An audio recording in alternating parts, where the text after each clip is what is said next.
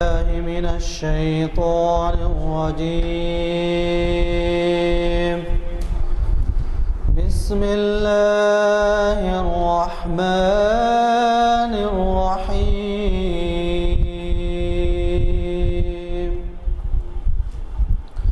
والتين والزيتون وطور سينين وهذا البلد الأمين. لقد خلقنا الإنسان في أحسن تقويم ثم رددناه أسفل سافلين إلا الذين آمنوا وعملوا الصالحات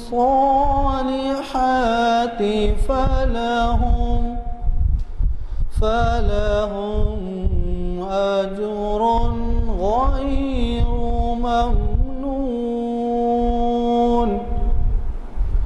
فما يكذبك بعد بالدين.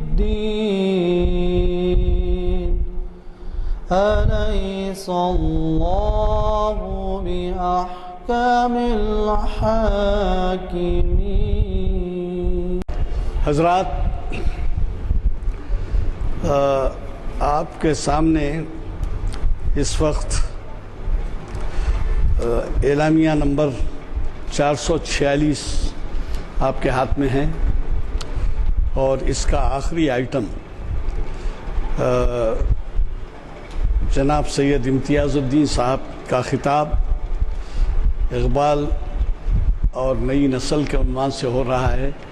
گو کے بلیٹنز میں ایک اور عنوان دیا گیا تھا، لیکن کل انہوں نے خواہش کی کہ حالیہ پس منظر میں یہ اہمیت کا عنوان ہے، میں اس سے مخاطب کروں گا. آپ کو تو معلوم ہے کہ وہ مہینے دو مہینے میں ایک دفعہ مخاطب کرتے ہیں، اس لیے ہم نے ان کی تجویز قبول کی اور یہ نشست آج بتاریخ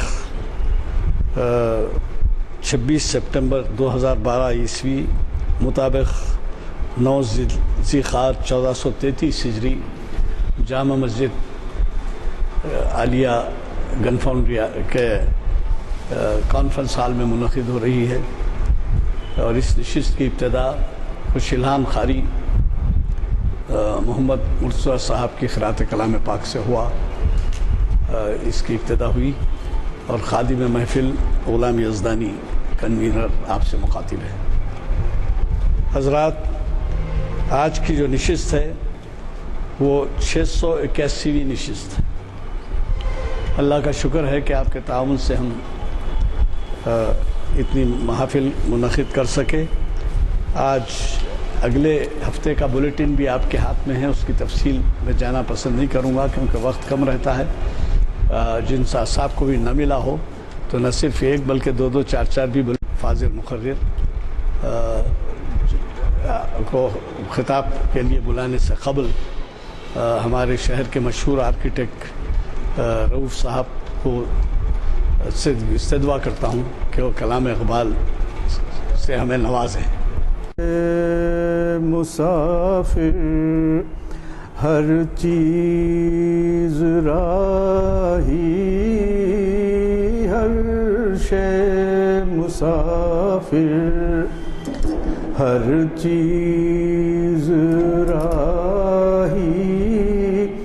کیا چاند تارے، کیا مرغ و ماہی، کیا چاند تارے، کیا مرغ و ماہی. تو مرد میدان، تو میر لشکر، تو مرد میدان، تو میر لشکر نوری حضوری تیرے سپاہی نوری حضوری تیرے سپاہی ہر شے مسافر ہر چیز راہی کیا چاند تارے کیا مرغ و ماہی کچھ قدر اپنی تو نے نہ جانی کچھ قدر اپنی تو نے نہ جانی یہ بے سوا دی یہ کم نگاہی یہ بے سوا دی کی خدمت میں حاضر ہوں کیونکہ آج روٹین سے ہٹ کے کچھ بات ہوئی ہے اور امتیاز الدین صاحب مقرر کی اجازت سے 2 منٹ لوں گا آپ کے. میرے محلے میں حیدر گڑھ کے روبرو ایک بہت ہی دین کے پابند ایک شخصیت تھی سید رحیم الدین حسینی صاحب. یہ ان کے فرزند ہیں. اور دوسری واقفیت اس طرح سے ہے کہ ڈاکٹر غلام احمد جو حیدرآباد کے ایک مشہور معروف نامور ڈاکٹر پبلک ہیلتھ ڈائریکٹر رہے, یہ ان کے داماد ہیں اور میں نے ان کی شادی میں شرکت کی ہے. یہ سب اس وجہ سے عرض کر رہا ہوں کہ آج تک مجھے یہ معلوم نہیں تھا کہ یہ بھی چھپے رستم ہیں. اور یہ جو ہے جب کہا جا رہا تھا کہ ان سے اقبال کا کلام پڑھوائیے تو میں یہ سمجھ رہا تھا کہ یہ لوگ چپ مذاقن کہہ رہے ہیں اور وہ جو ہے تکلف میں آ کے پڑھ سنائیں گے.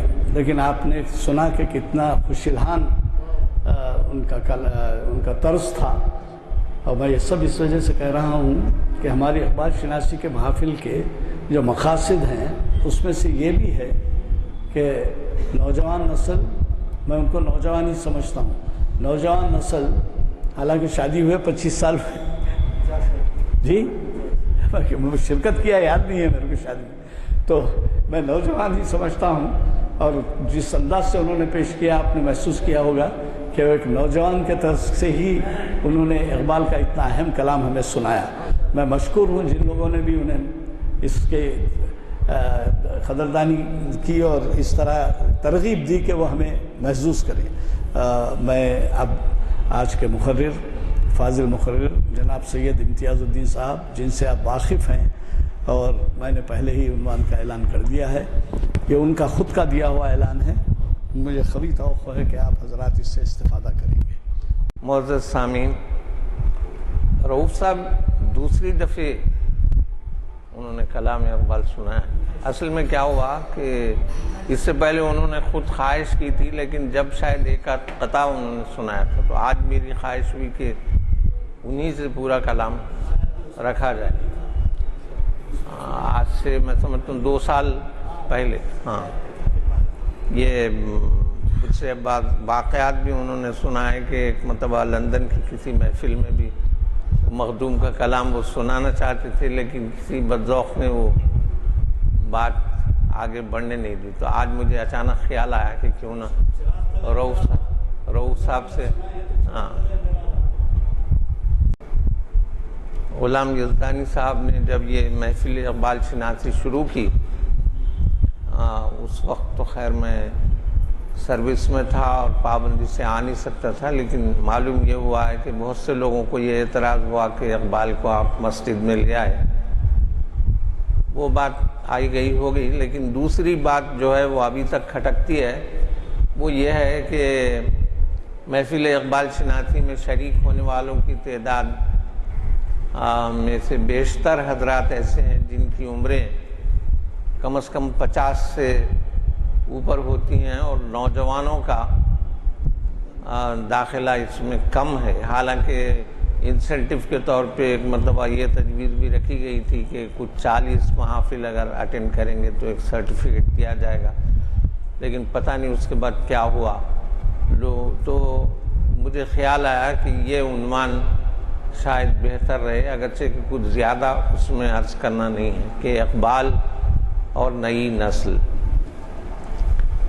سچی بات تو یہ ہے کہ اقبال کا ایک شعر ہے، عجب نہیں کہ پریشان ہے گفتگو میری، فروغ صبح پریشان نہیں تو کچھ بھی نہیں۔ تو اس شعر کا مطلب یہ ہے کہ میری گفتگو میں اگر آپ بکھراؤ اور ایک طرح کی پریشانی دیکھتے ہیں تو اس پہ آپ کو تعجب کرنے کی ضرورت نہیں ہے، کیونکہ رات جب ختم ہوتی ہے اور جب صبح ہوتی ہے، اور جو صبح بڑھتی ہے یا دن چڑھتا ہے، تو آپ دیکھیں گے کہ ایک ہلچل سی ہوتی ہے، ایک پریشانی کی کیفیت محسوس ہوتی ہے، ہلچل رہتی ہے، جیسے اسکول کے بچے اسکول جا رہے ہیں، دفتر کے لوگ دفتر کی تیاری میں جا رہے ہیں، بسیں اچانک دوڑ رہی ہیں، سواریاں ہیں، اور مختلف پرندے بھی چہچہا رہے ہیں، ہر چیز گویا حرکت میں آ جاتی ہے، جو رات کا سکون اور سکوت ہے وہ ختم ہو جاتا ہے۔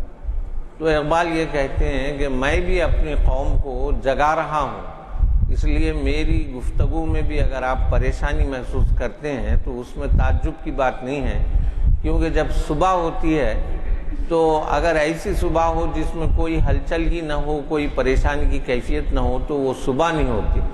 تو فروغ صبح پریشان نہیں تو کچھ بھی نہیں۔ تو اقبال نے ان کا جو کلام ہے، انہوں نے گویا شروع ہی میں اپنا مطمع نظر بنا لیا تھا کہ وہ قوم کو بیدار کریں گے، اور جہاں تک قوم کی بیداری کا تعلق ہے، بوڑھوں کو بیدار کرنے کا کوئی سوال نہیں، کیونکہ بوڑھوں کا جو ذہنی سانچہ ہوتا ہے وہ بالکل پہلے سے ہی سیٹ ہو جاتا ہے۔ جیسے مولانا آزاد نے ایک مرتبہ کہا تھا کہ میرا ذہنی سانچہ بن چکا ہے اور اتنا سخت ہو گیا ہے کہ اسے توڑا تو جا سکتا ہے لیکن موڑا نہیں جا سکتا۔ اس لیے تو یہی حال زیادہ عمر کے لوگوں کا ہے کہ بھائی ان کی جو تھنکنگ ہے اور جو ان کا رول دنیا میں ہے وہ پلے کر چکے ہیں، اب اس سے آگے کچھ ہونے والا نہیں ہے۔ تو اقبال کی تمام توجہ جو تھی وہ نوجوانوں پر تھی، چنانچہ جگہ جگہ آپ نے اقبال کے کلام میں دیکھا ہوگا کہ وہ اپنے کلام کے ذریعے سے جوانوں سے خطاب کرتے ہیں، یعنی وہ نئی نسل کی تربیت کرنا چاہتے ہیں۔ اور اس کا ایک ثبوت یہ بھی ہے کہ نئی نسل جو ہوتی ہے وہ بچپن سے شروع ہو جاتی ہے۔ تو اردو کے بڑے بڑے شاعروں میں جیسے اقبال ہیں کہ عظیم شاعر ہیں، کسی بڑے شاعر نے بچوں کے لیے نظمیں نہیں کہیں۔ جیسے آپ دیکھیں گے کہ غالب، میر، مومن، جوش، جگر، کسی کا کلام جو ہے وہ بچوں کے لیے نہیں، لیکن اقبال نے باقاعدہ بچوں کے لیے نظمیں کہی ہیں، اور یہ نہیں کہ فرمائش کے طور پہ کوئی نظم بچوں کے لیے کہہ دی اور اس کو پھر کلام میں شامل نہیں کیا۔ اقبال نے نہ صرف بچوں کے لیے لکھا ہے بلکہ ان کی جو نظمیں ہیں بچوں کی وہ بانگ درا میں شامل ہیں، گویا ان کے کلام کا جز ہیں۔ تو اب آپ جب کسی نسل کی تربیت کرنا چاہتے ہیں تو بچپن سے اس کی تربیت کی جاتی ہے۔ تو اقبال نوجوانوں کی جو تربیت کرنا چاہتے تھے وہ بچپن ہی سے گویا اس کی تربیت کرنا چاہتے تھے۔ یہی وجہ ہے کہ انہوں نے بچوں کے لیے بھی نظمیں کہی ہیں، اور یہ نظمیں جو ہیں اقبال کی بہت اعلیٰ پائے کی نظمیں، محض ایسا بچکانہ نظمیں نہیں ہیں، بلکہ ہر بچوں کی جو نظم ہے ان کی اس میں کچھ نہ کچھ میسیج ہے۔ اور بہت سی ایسی نظمیں بھی ہیں جو کسی انگریزی شاعر کے بنیادی خیال سے متاثر ہو کر لکھی گئیں، اور اگر آپ اس اوریجنل نظم کو جو انگریزی شاعر کی ہے اور اقبال کی نظم کو ملا کے دیکھیں تو آپ کو ایسا کوئی بڑا دونوں میں یکسانیت آپ نہیں دیکھیں گے۔ لیکن یہ اقبال کی ایمانداری تھی کہ اگر کہیں سے بھی وہ ذرا برابر بھی فائدہ اٹھاتے ہیں، استفادہ کرتے ہیں تو اس کو بطور ریفرنس لکھ دیتے تھے۔ چنانچہ اقبال کی کئی نظمیں جو بچوں کی ہیں وہ انگریزی شاعروں کی نظموں سے ماخوذ ہیں، اور تقریباً ہر ایک میں آپ کوئی نہ کوئی سبق دیکھیں گے. جیسے اقبال کی ایک نظم ہے بلبل اور جگنو، تو اس کا خیال کچھ ایسا ہے کہ ایک بلبل تھا جو دن بھر ادھر ادھر گھومتا رہا اور دیکھتے ہی دیکھتے غروب آفتاب ہو گیا اور اندھیرا چھا گیا. تو اب اس کو جو ہے گھر جانا بہت مشکل تھا، آشیانے کو اپنے لوٹنا مشکل تھا. تو اس کی پریشانی ایک جگنو سے دیکھی نہیں گئی. تو جگنو اس سے کہتا ہے کہ اگرچہ کہ میں ایک چھوٹا سا کیڑا ہوں لیکن اللہ نے مجھے روشنی بخشی ہے، تو میں تمہارے آگے آگے چلتا ہوں اور تمہارے لیے روشنی کا سامان کرتا ہوں، تم اپنا آشیانہ گھونسلہ ڈھونڈ لو. اس کے بعد آخری شعر اقبال کا جو ہے وہ یہ ہے کہ ہیں لوگ وہی جہاں میں اچھے. کون سی؟ تو وہ ایک منٹ، ہمدردی. تو مجھے بلبل اور جگنو خیال تھا کہ ٹہنی پہ کسی شجر کی تنہا بلبل تھا کوئی اداس بیٹھا، کہتا تھا کہ رات سر پہ آئی اڑنے چگنے میں دن گزارا، پہنچوں کس طرح آشیاں تک ہر چیز پہ چھا گیا اندھیرا. سن کر بلبل کی آہوزاری جگنو کوئی پاس ہی سے بولا، حاضر ہوں مدد کو جانو دل سے، کیڑا ہوں اگرچہ میں ذرا سا. کیا غم ہے جو رات ہے اندھیری، میں راہ میں روشنی کروں گا. اللہ نے دی ہے مجھ کو مشل، چمکا کے مجھے دیا بنایا، یعنی چراغ بنایا. ہیں لوگ وہی جہاں میں اچھے، آتے ہیں جو کام دوسروں کے. تو بظاہر چھوٹی سی نظم ہے لیکن اپنے بیان کے اعتبار سے اور میسیج کے اعتبار سے بہت اعلیٰ پائے کی نظم. اسی طرح بچے کی دعا ایک نظم ہے جو میں سمجھتا ہوں کہ ہم میں سے ہر ایک نے اپنے اسکول کے دنوں میں پڑھی ہے، بلکہ جلسوں میں بھی اس زمانے میں بچے ترنم سے پڑھا کرتے تھے. اس میں بھی سبق آموز اشعار بہت ہیں اور وہ تقریباً ہر شعر میں کوئی نہ کوئی سبق ہے کہ دور دنیا کا میرے دم سے اندھیرا ہو جائے، ہر لب پہ آتی ہے دعا بن کے تمنا میری، زندگی شمع کی صورت ہو خدایا میری. دور دنیا کا میرے دم سے اندھیرا ہو جائے، ہر جگہ میرے چمکنے سے اجالا ہو جائے. زندگی ہو میری پروانے کی صورت یارب، علم کی شمع سے ہو مجھ کو محبت یارب. ہو میرا کام غریبوں کی حمایت کرنا، درد مندوں سے ضعیفوں سے محبت کرنا. میرے اللہ برائی سے بچانا مجھ کو، نیک جو راہ ہو اس راہ پہ چلانا مجھ کو. تو یہ چھوٹی سی نظم ہے لیکن بہت عمدہ نظم ہے. اور اسی طرح اقبال کی نظم ہے ایک پہاڑ اور گلہری، جس میں پہاڑ گویا بڑے غرور سے بولتا ہے کہ تیری حیثیت کیا ہے، گلہری سے بولتا ہے کہ تیری حیثیت کیا ہے میرے سامنے، اور میں تو اتنا قداور ہوں اور ایسا. تو گلہری اس کے جواب میں بولتی ہے کہ بے شک آپ بڑے ہیں، لیکن سوال یہ ہے کہ صرف ایک جگہ نمی جنبت کی کیفیت میں کھڑے رہنے میں کوئی بڑائی نہیں ہے، بلکہ میری طرح آپ تیزی سے کام نہیں کر سکتے، ایک چھالیہ آپ قطر کی نہیں دے سکتے.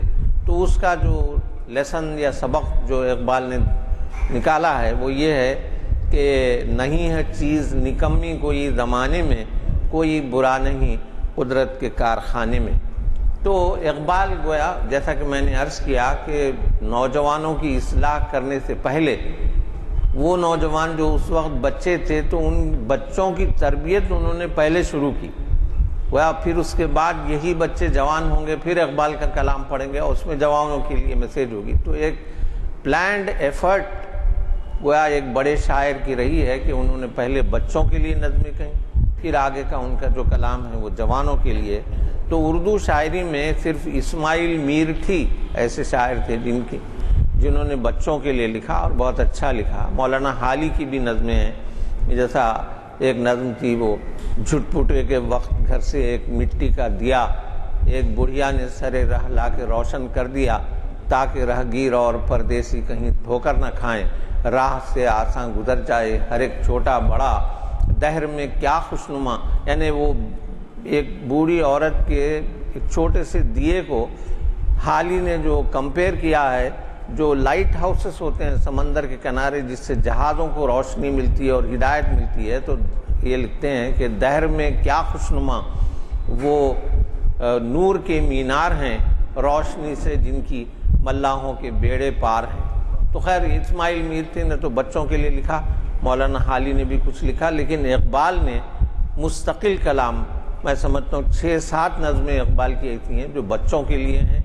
اور وہ باقاعدہ انہوں نے اپنے مجموعہ کلام بانگ درا میں شامل کی ہیں. تو اس طریقے سے اقبال کی یہ دانستہ کوشش تھی کہ نئی نسل اچھی باتوں کی طرف راغب ہو اور یہی بچے اچھے شہری اور اچھے انسان بنے.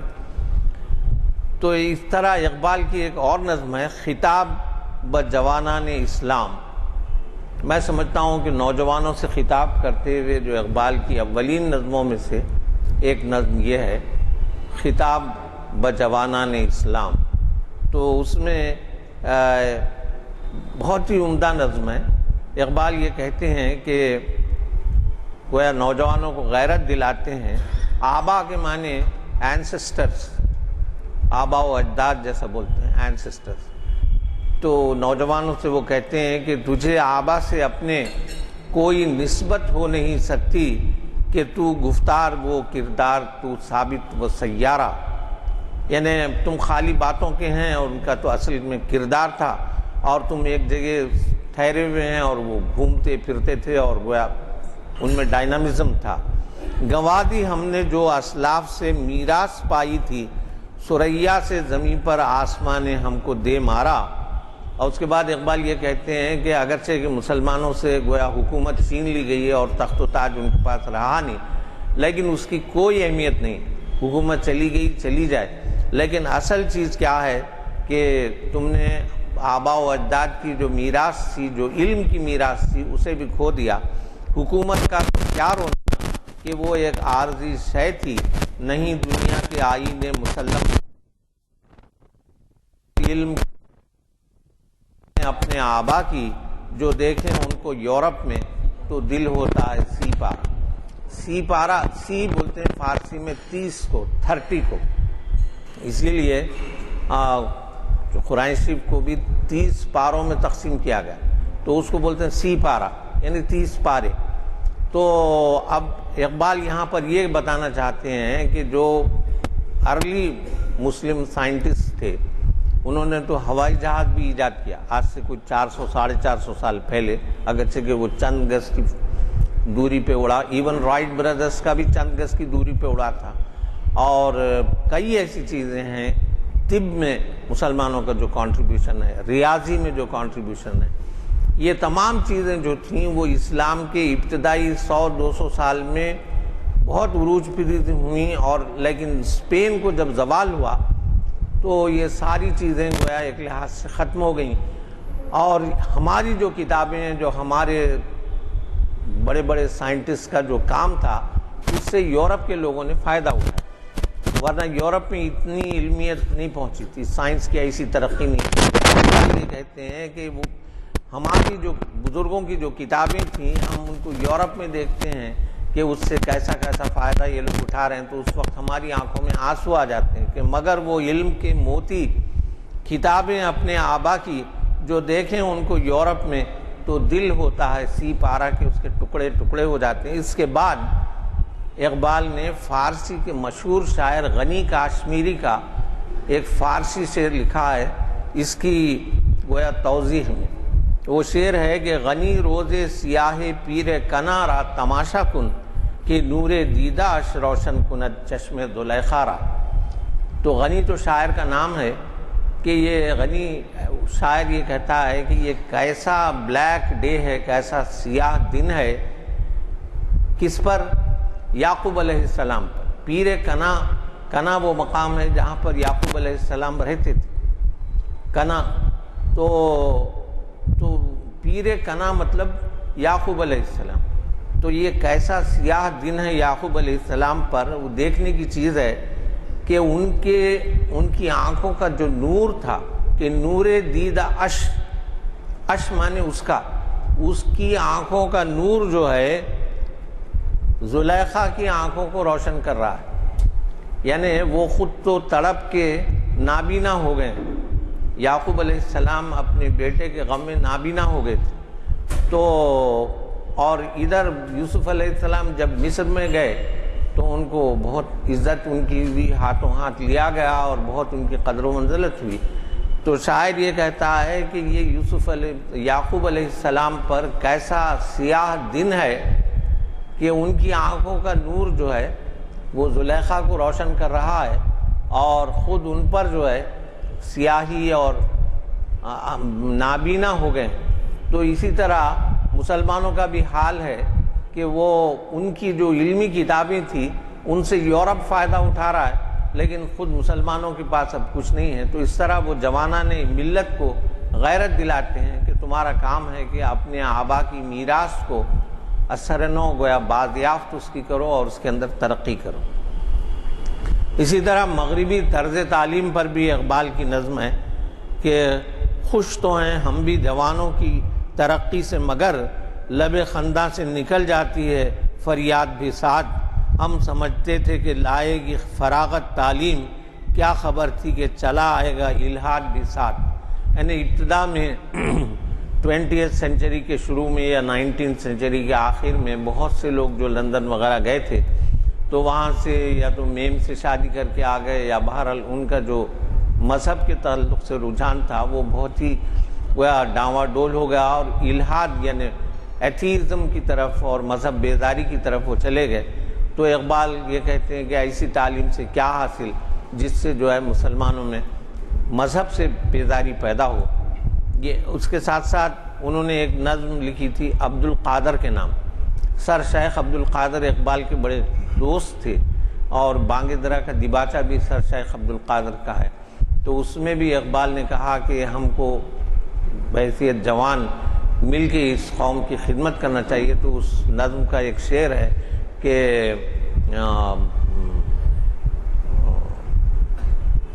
چشم اغیار کو پھر دیدہ بینا کر دیں. اس طرح گویا اپنے خود جلیں.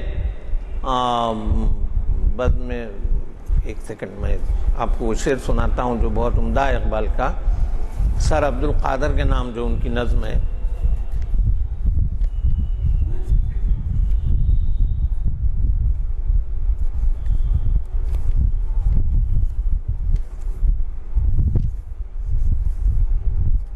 ظلمت ہوئی پیدا افق خاور پر بزم میں شعلہ نوائی سے اجالا کر دیں. خاور بولتے ہیں ایسٹ کو, مشرق, یعنی مشرق کے ہورائزن پہ جو ہے بالکل اندھیرا ہے, اس لیے بزم میں شعلہ نوائی سے اجالا کر دیں. ہم اس میں ایسٹ میں گویا اپنی محنت سے روشنی پیدا کر دیں.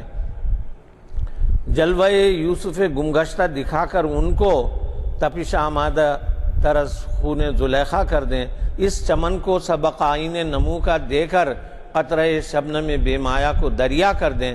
رخت جاں بت کدے چین سے اٹھا لیں اپنا, سب کو محو رخ سادہ و سلیمہ کر دیں. دیکھ یسرب میں ہوا ناقہ لیلا بیکار. کہ اس زمانے میں گویا اونٹ کا رواج عربستان میں کم ہو گیا تھا اور بسیں وغیرہ چلنے لگی تھیں, اب تو ٹرین بھی چل رہی ہے. دیکھ یسرب میں ہوا ناقہ لیلا بیکار, قیس کو آرزوئے نو سے شناسا کر دیں. بادہ دیری نہ ہو اور گرم ہو ایسا کہ گداز, جگر شیشہ و پیمانہ و مینا کر دیں. گرم رکھتا تھا ہمیں سردی مغرب میں جو داغ, چیر کر سینہ اسے وقف تماشا کر دیں. اس کے بعد کا شعر ہے کہ شمع کی طرح جئیں بزم گہے عالم میں. اس دنیا میں شمع کی طرح جئیں بزم گہے عالم میں, خود جلیں دیدہ اغیار کو بینا کر دیں. تو اس طرح گویا بحیثیت جوان بھی انہوں نے اپنے کولیگس کو گویا اپنے ہم عمروں کو آمادہ کیا کہ وہ ہم اپنے وطن کی خدمت کریں. اور اقبال نے ایک جگہ اور کہا کہ جوانوں کو میری آہ سحر دے, پھر ان شاہی بچوں کو بالوں پر دے. خدایا آرزو میری یہی ہے, میرا ذوق بصیرت عام کر دے. اسی طرح اقبال کا جو کلام ہے اس میں ایک کیریکٹر جاوید بہت زیادہ آیا. اتفاق سے جاوید اقبال ان کے فرزند کا نام بھی, لیکن یہاں میرا ذاتی خیال یہ ہے کہ اس وقت جب کہ اقبال کا انتقال ہوا جاوید اقبال کی عمر 8 یا 10 سال سے زیادہ کی نہیں تھی. تو اقبال نے جو جاوید کا نام لیا ہے وہ جاوید ایک سمبل ہے، وہ ایک اشارہ ہے، استعارہ ہے پوری نوجوان نسل کے. جب وہ جاوید سے خطاب کرتے ہیں تو اپنے بیٹے سے خطاب نہیں کرتے بلکہ ساری امت مسلمہ اور مسلمان نوجوانوں سے خطاب کرتے ہیں. چنانچہ کئی نظمیں اقبال کی جو ہیں وہ جاوید سے متعلق ہیں.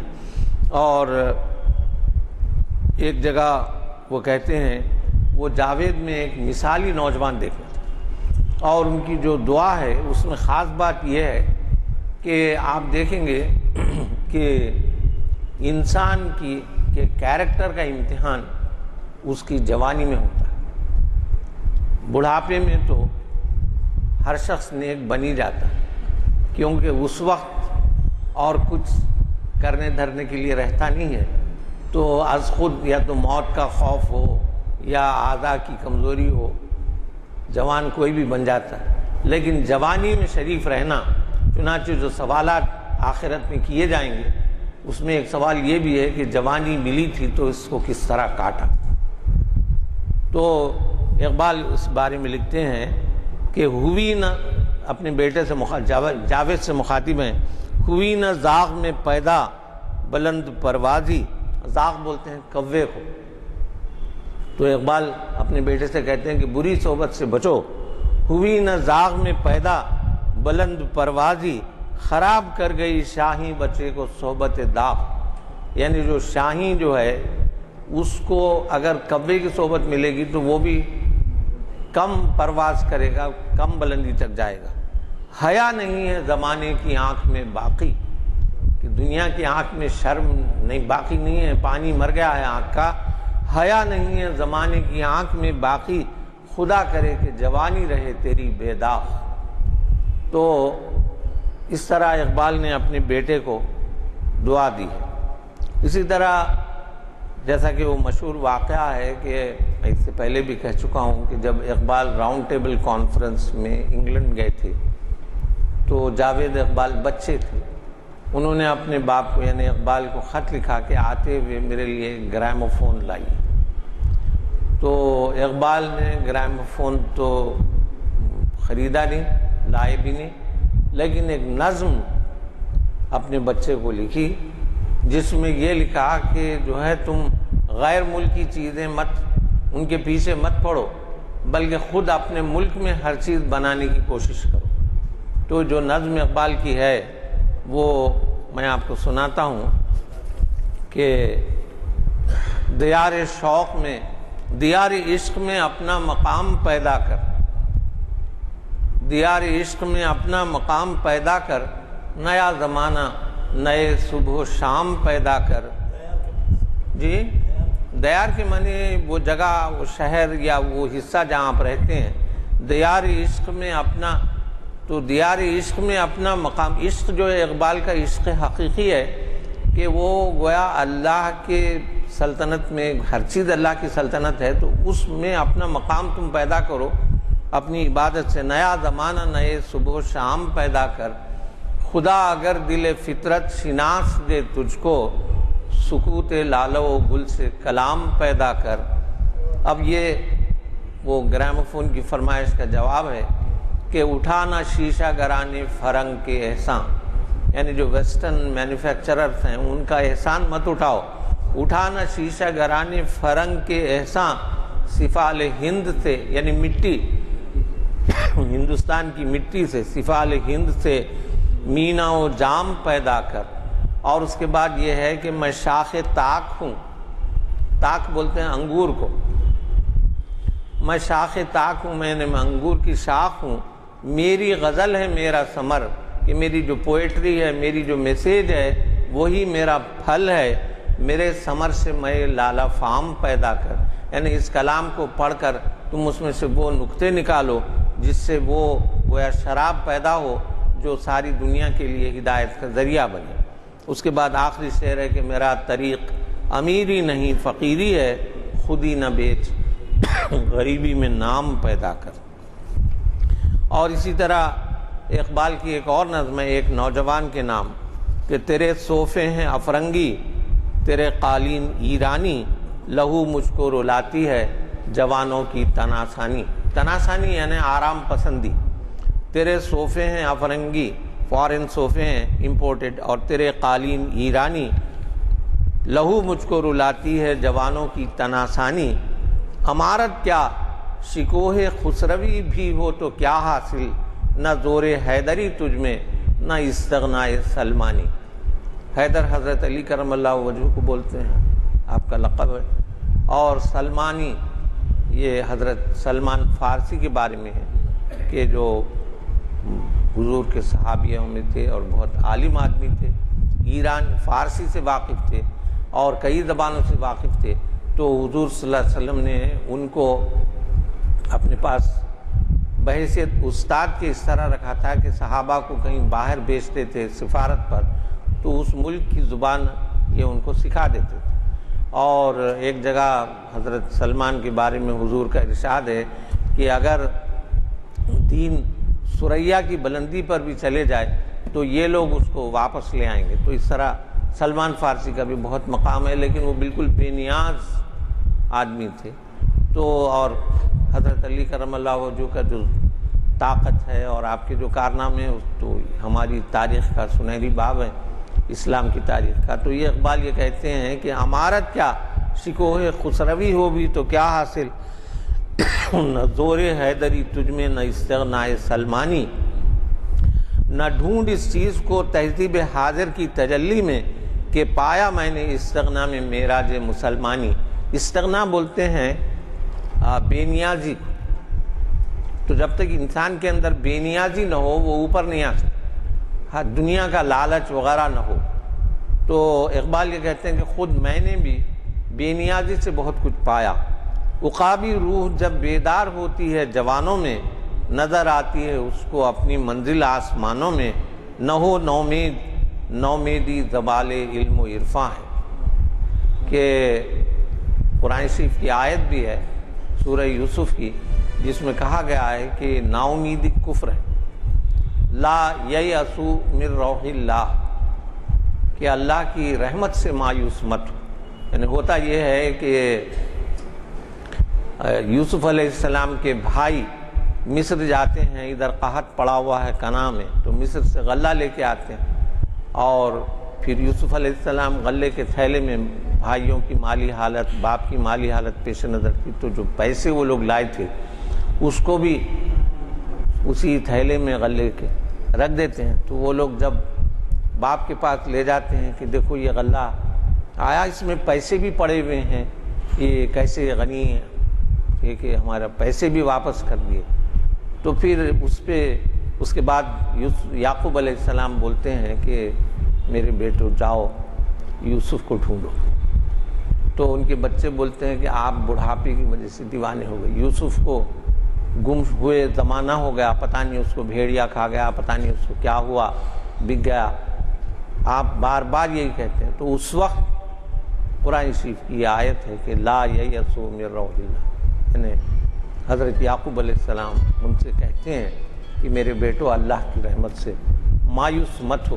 تو اسی بات کو اقبال کہتے ہیں کہ نہ ہو نومیدی زوال علم و عرفاں ہے، کہ جو آپ عرفاں یعنی اللہ کی پہچان اور علم وہ اس کا زوال، اس کا ڈکلائن ہے، اور کہ نہ ہو نومیدی زوال علم و عرفاں ہے، امید مرد مومن ہے خدا کے رازدانوں میں، نہیں تیرا نشیمن قصر سلطانی کے گنبد پر، تو شاہی ہے بسیرا کر پہاڑوں کی چٹانوں پر۔ اسی طرح غالب اقبال کی ایک اور نظم ہے جاوید سے، جس میں اقبال گویا جاوید کو بتاتے ہیں کہ یہ دنیا بہت خراب ہے اور تم کو اس سے بچ کے رہنا چاہیے، اور جہاں تک ہو سکے اپنے آپ کو سنوارو، کیونکہ تمہارا خاندان، میں خود جو ہے تم کو علم کی اور مذہب کی تربیت دیتا ہوں۔ تو اقبال جاوید سے جو نظم ہے اس میں یہ ہے کہ غارت گرے دی ہے یہ زمانہ، یعنی مذہب کو تباہ کر دیتا انسان کی مذہبی شعور کو، غارت گرے دی ہے یہ زمانہ، ہے اس کی نہاد کافرانہ، نہاد بولتے ہیں بنیاد کو، تو اس کی جو بنیاد ہے وہ کفر پر ہے، دربار شہین شہی سے خوشتر مردان خدا کا آستانہ، اپنے بیٹے کو نصیحت کر رہے ہیں کہ بادشاہوں کے پاس جانے سے بہتر جو ہے جو اللہ کے بندے ہیں ان کے آستانے پر جھکو اور وہاں رہو، لیکن یہ دور ساحری ہے، انداز ہے سب کے جادوانہ کہ یہ جو ہے جادوگری کا دور ہے اور اسی طرف کھینچتی ہے جادوگری۔ سر چشمہ زندگی ہوا خشک، باقی ہے کہاں مئے شبانہ، خالی ان سے ہوا دبستاں تھی جن کی نگاہ تازیانہ، کہ جن کی ایک ایک نگاہ شکار کر لیتی تھی لوگوں کو، وہ نگاہیں اب رہی نہیں باقی۔ جس گھر کا مگر چراغ ہے تو، جاوید سے کہتے ہیں کہ جس گھر کا مگر چراغ ہے تو، ہے اس کا مذاق عارفانہ، جوہر میں ہو لا الہ تو کیا خوف، تعلیم ہو گو فرنگیانہ۔ اگرچہ کہ اس زمانے میں انگریزی تعلیم 1930s میں ہو رہی ہے، اگرچہ کہ یہ تعلیم تم پا رہے ہو، لیکن اگر تمہارے اندر لا الہ کا خوف موجود ہے تو یہ تعلیم بھی تم کو بہکا نہیں سکتی۔ شاخ گل پر چہک ولیکن کر اپنی خودی میں آشیانہ، وہ بحر ہے آدمی کہ جس کا ہر قطرہ ہے بحر بے کرانہ، دہقان اگر نہ ہو تناساں ہر دانہ ہے 100,000 دانہ، کہ اگر کسان غافل نہ ہو تو اس کی ایک ایک بالی جو ہوتی ہے دانوں کی، اس میں ایک دانے کی بجائے 1000 دانے بھی اس سے نکل سکتے ہیں۔ تو اس طرح وہ اپنے بیٹے کو نصیحت کرتے ہیں۔ اس میں آگے چل کر کہتے ہیں کہ نخچیر اگر ہو زیرک و چست، آتی نہیں کام کو ندامی۔ نخچیر بولتے ہیں شکار کو، جب آپ شکار کرنے جاتے ہیں تو تمہارا جو شکار ہے، تم کو جس کو زیر کرنا ہے، وہ اتنا چالاک ہے کہ پرانے جال کام نہیں آتے، وہ اس سے نکل جاتا ہے آب حیات اسی جہاں میں، شرط اس کے لیے ہے تشنکامی، غیرت ہے طریقت حقیقی، غیرت سے ہے فقر کی غلامی، اے جانے پدر نہیں ہے ممکن، شاہی سے تدور کی غلامی، ہے میری بساط کیا جہاں میں، بس ایک فغان زیر بامی، کہ میں جو ہے کچھ بھی نہیں ہوں، صرف اللہ کو یاد کر کے روتا رہتا ہوں۔ ایک صدق مقال ہے کہ جس سے میں چشم جہاں میں ہوں گرامی، کہ میں چونکہ سچ بولتا ہوں اس لیے دنیا مجھے عزت کی نگاہ سے دیکھتی ہے۔ اللہ کی دین ہے جسے دے میراث نہیں بلند نامی، یہ جو بلند نامی ہے میری، وہ تم کو میراث میں نہیں ملے گی۔ میرا مکان مل سکتا، میرے پیسے مل سکتے، لیکن میرا جو نام ہے وہ تم کو محض میرے بیٹا ہونے کی وجہ سے نہیں ملے گی۔ اپنے اللہ کی دین ہے جسے دے میراث نہیں بلند نامی، اپنے نور نظر سے کیا خوب فرماتے ہیں حضرت نظامی۔ نظامی گنجوی فارسی کے مشہور شاعر تھے، اپنے بیٹے کو انہوں نے نصیحت کی کہ اپنے نور نظر سے کیا خوب فرماتے ہیں حضرت نظامی، جائے کہ بزرگ بائدت بود فرزندی من ندارت سود، کہ صرف میرا بیٹا ہونا تم کو فائدہ نہیں پہنچائے گا، بلکہ اگر بزرگ بننا ہے تو اپنی کوشش سے بنو۔ اس طرح وہ اقبال اپنے بیٹے کو نصیحت کرتے ہیں۔ اس طرح گویا اقبال نے نوجوان نسل سے ان کو بہت توقعات تھیں، اسی لیے انہوں نے کہا بھی ہے کہ نہیں ہے نا امید اقبال اپنی کشت ویراں سے، اگر نم ہو تو یہ مٹی بہت زرخیز ہے ساقی۔ اور یہ جو پورا ان کا جو شاہکار ہے، جیسا میگنم اوپس بولتے ہیں پوئٹس کا، رائٹرز کا، کہ سب سے بڑا کارنامہ ادبی، تو اقبال کا جو کارنامہ ہے وہ جاوید نامہ ہے، جس پر وہ نوبل پرائز بھی ایکسپیکٹ کر رہے تھے۔ تو جاوید نامہ بھی جو ہے ایک لحاظ سے نوجوانوں کے لیے، کہ اس میں جو افلاک کی سیر ہے اور جو اقبال نے مختلف باتیں بتائی ہیں وہ نوجوانوں کے لیے بتائی ہیں، اور جو نام اس کا جاوید نامہ رکھا ہے وہ اپنے بیٹے کے لیے نہیں ہے، بلکہ وہ امت مسلمہ کے نوجوانوں کے لیے ہے۔ اور اس کا جو آخری حصہ ہے اس کے چند مصرے میں آپ کو سنا دیتا ہوں۔ اوریجنل فارسی میں ہے، یہ اردو میں ہے، کہ یہ سخن آرائی، اتنی بڑی کتاب جاوید نامہ لکھنے کے بعد اقبال یہ کہتے ہیں کہ میں نے جو کچھ کہا وہ بے حاصل ہے، یہ سخن آرائی بے حاصل ہے سب، بات دل کی لب تلک آئی ہے کب، ویسے 100 نکتے کیے میں نے بیاں، ایک نکتہ ہے جو اب بھی ہے نہاں، اس کو کہہ ڈالوں اگر کر دیں حرف و صوت اسے پیچیدہ تر پوشیدہ تر، کہ اس میں اقبال نے ماں اور باپ دونوں کے مقام ظاہر کیے۔ اقبال یہ کہتے ہیں کہ بیٹے کو ماں سے کیا ملتا ہے، سوز وہ میری نگاہ میں یا میری آہ سحرگاہی میں ڈھونڈ، اپنی ماں سے زیست کا پہلا سبق تو نے لیا، وہ نسیم اس کی ہی تھی جس میں تیرا غنچہ کھلا، ہے نسیم اس کی ہی جس سے رنگ و بو تجھ کو ملے، اے میری دولت اسی کے فیض سے تیری بہا، یعنی تیری جو قدر و قیمت ہے وہ ماں سے ہے، دولت جاوید اسی سے تو نے پائی اور اسی کے لب سے سیکھا لا الہ، یہ کلمہ توحید اس نے ماں سے سیکھا، اے پسر اب مجھ سے لے ذوق نگاہ، مجھ سے لے سوز و گداز لا الہ، لا الہ کی جذب خوشبو جامع ہو اور تیرے تن میں ہو خوشبو یہ جاں، لا الہ کا سوز مہر و ماہ میں، لا الہ کا سوز کوہ و کاہ میں، یہ نہ سمجھو یہ محض گفتار ہے، لا الہ ایک بے پناہ تلوار ہے، ایک قوت ایک قہاری ہے، یہ ضرب ہے اور ضربت کاری ہے، یہ دوسروں کے آگے اور مومن جھکے، تفرقہ اندازی غداری کرے، چند سکوں کے عوض دین اور ملت بیچ دے سارا متاع خانہ اور گھر بیچ دے، لا الہ سے ہے تہی اس کی نماز، ناز سے خالی ہے اب اس کا نیاز، ہو گئی بے نور اب اس کی صلات، جلوے سے محروم اس کی کائنات، تھا کبھی اللہ اس کا ساز و برگ، اب تو حرص مال ہے اور ترس مرگ، یعنی موجودہ مسلمان جو ہے لا الہ سے بے تعلق ہو کر گویا بے حیثیت ہو گئے، اگر تمہارے اندر وہ لا الہ کا جذبہ پیدا ہو تو تم گویا ایک بار پھر ایک تو دنیا میں ہے رقص تن، جو ٹرکش لوگ مولانا روم کے ان کے مزار کے پاس رقص تن کرتے ہیں، اس کو ایک خاص ٹرم ہے ٹرکش میں، تو اقبال یہ کہتے ہیں کہ رقص تن سے بڑھ کے جو ہے وہ رقص جاں ہے، اور جو لا الہ سے پیدا ہوتا ہے کہ رقص جاں وہ ہے ہلا دیتا ہے جو افلاک کو، علم و حکمت بخشتا ہے رقص جاں، ہاتھ آتے ہیں زمین و آسماں، فرد اس سے صاحب جذب کلیم، ملت اس سے وارث ملک عظیم، رقص جاں کا سیکھنا آسان نہیں، غیر حق سے ٹوٹنا آسان نہیں، حرص و غم سے پاک جب تک دل نہیں، رقص میں جاں آئے یہ ممکن نہیں، ذوف ایما کا ہے دلگیری ہے غم، اے جواں سن نیمہ پیری ہے غم، نیمہ پیری یہ کہتے ہیں کہ غم آدھا بڑھاپا ہے، یہ جانتے ہو حرص بھی ایک طرح کا افلاس ہے، میں غلام اس کا جو قاہر خود پہ ہے، تو کہ ہے تسکین جانے ناشکیب، رقص جاں ہو جائے گر تجھ کو نصیب، تجھ پہ کھولوں راز دین مصطفیٰ، قبر کے اندر بھی دوں تجھ کو دعا۔ تو یہ اقبال جاوید نامہ ختم ہوتا ہے۔ رات کل جب فون آیا مجھے کہ عنوان بدلا جا رہا ہے تو ذرا مجھے فکر و تردد پیش رہا میرے، لیکن اب آپ کو اندازہ ہوا ہوگا کہ مخرج صاحب نے کتنی گہرائیوں میں لے جا کر ایک کلام کے خاص ایک خاصیت کو، یعنی نوجوانوں کے لیے جو کچھ بھی ان کے کلام میں ہے اس کو یکجا کر کے پیش کیا۔